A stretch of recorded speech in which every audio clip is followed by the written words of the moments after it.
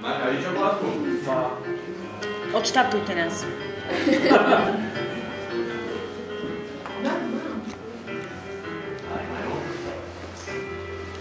Nech sa vám páči. Lejeme rovnomerným tempom do stredu. Do stredu rovnomerný. Áno, môžete kľudne. To kde sa, ako sa to Môj brat je najväčší.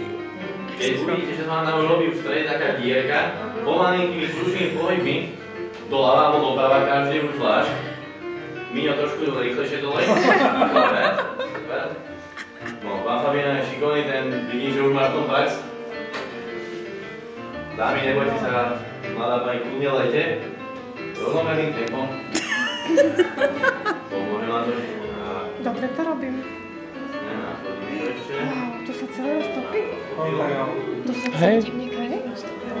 Lebo si to nerobila rovnomerne, vôbec nepočúvaš, čo hovorí. Sa páči.